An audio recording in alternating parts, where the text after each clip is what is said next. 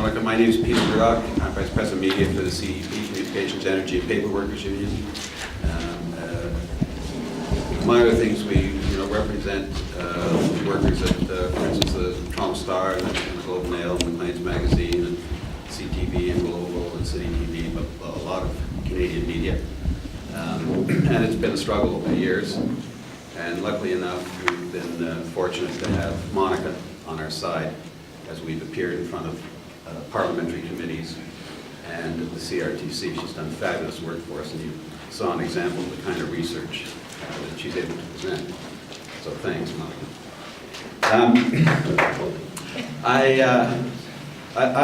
My inclination here is to sort of just step aside. I'm much more interested to hear the kind of questions you want answered than to present some facts and stuff. I'm really interested to hear what it is that you're interested in, because the problems and the crises, so-called crises, is has been, I think, reasonably well documented, both by academics, labor unions, and a variety of others. But I'll just touch on a few things. I go back to, and I don't think there's anybody who's kind of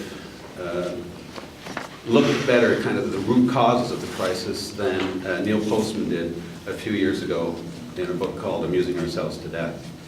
And there he sort of tracks the history of communications, particularly in America, and starting off with the notion that the first thing that came about to people was information, Farmer's Almanac. So it was information upon which people would act. What's the best time to plant seeds, how to plant them, how to bake this, how to sow that, farm instruments, etc. But it was information that was acted upon and that was required. And then, I won't bore you, so I'll go quickly through it.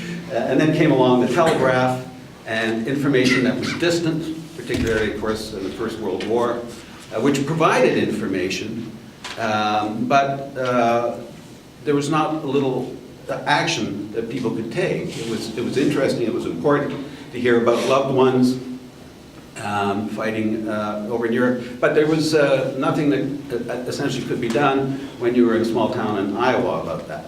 And as we moved along through radio and television, this information, this distant information, became farther and farther and farther from us.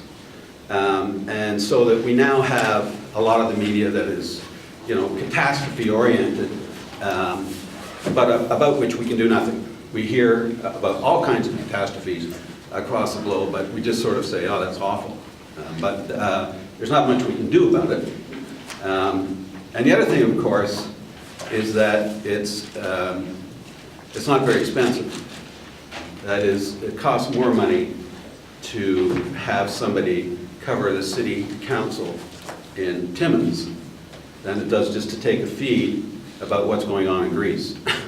And and yet that information that what's going on in the city council in Timmins is something that people can act on. They can call up their councillor, they can change their vote, there's lots of things they can do. But that kind of information that we can act on is becoming less and less and less, and more distant information is becoming more and more and more. And consequently, we are very passive recipients of this information. I'm sure most of you know this, but anyway, I just wanted to sort of set that out, and because I think it's at the root of the problem. If we don't have information upon which we can act, we are going to be passive consumers, not only of the media, but indeed of our culture and government. So I'm going to just hit a couple of things. Monica sort of, put the case about what's happened as a result of concentration of ownership. It was interesting. The other day I was in the car and happened to be listening to a talk radio show in Ottawa, and they had Lawrence Martin there, who's a columnist, as you know, for the Globe and Mail, chatting about the Shaw purchase, and he was, fairly pompous in my view. But anyway, he's still going on about, Canadians should get upset, and blah, blah, blah, blah, blah. Well, the fact is that over the past 25 years at least, and probably more likely the 50 years, we've had commissions, we've had Senate reports, we've had hearings, we've had recommendations go to Parliament, we've had enormous amount of recommendations and warnings from government to government about the concentration of ownership.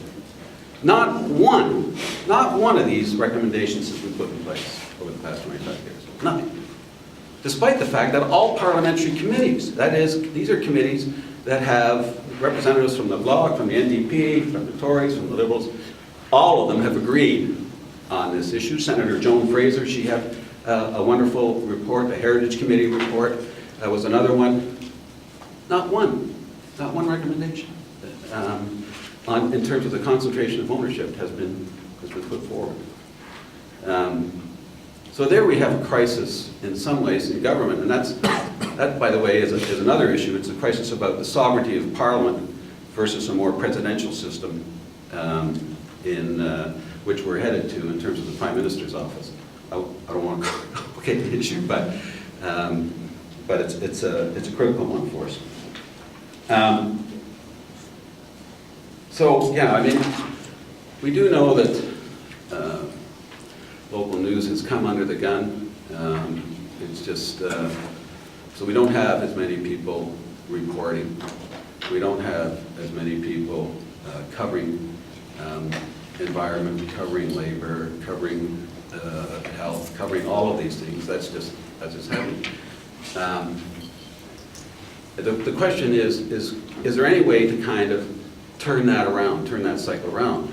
And there's a lot of hope for the internet. I understand that. And we keep hearing about it. I know Arnold and Lee's, we've been at hearings where we keep hearing the broadcasters say, oh, the internet's killing us, we're blah, blah, blah, blah, blah. But in fact, of course, surveys show that people still rely on big media. And so, you know, the internet is interesting and we get a lot, but you don't get a lot of people covering the Timmins City Council and people reading it on the internet. That's not happening. People are still going to their local radio station, their local television station, their local newspaper. So it still plays a critical role, but in fact there are fewer and fewer people providing that information. So I don't see at this point in our history, maybe it'll turn around quickly, but at this point in our history, I don't see the alternative media in some ways offering the kind of relief that we really need now when we see major corporations still making bags of money. That's number one. Number two is that, you know, I believe that the people that are in school taking journalism courses, taking communications courses, taking broadcasting courses, etc., they're taking these for a reason, to learn the craft, to learn the skills, to learn the ethics, to bring to journalism a sense of professionalism. And if we're going to abandon that to simply saying we're going to have citizen journalists, if somebody's going to, you know, they took a nice shot on their cell phone, etc., then I can't read that. 2 minutes. 2 minutes. 2 minute warning. We are in crisis.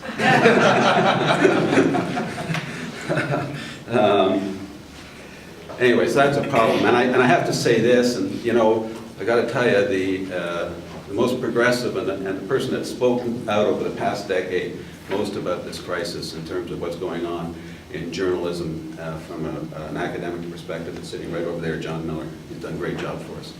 And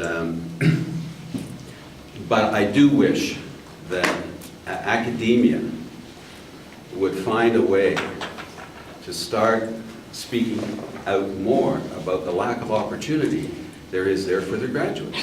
We have schools across the country, and we have students in these schools across the country that are, you know, mounting high debt load, and the opportunities are decreasing. So I think it's, and I know there's, you know, academics want to put bums in seats, essentially. It helps build the buildings. But I think there's an obligation to either speak out aggressively on the issue or else start shutting the doors because the opportunities aren't there.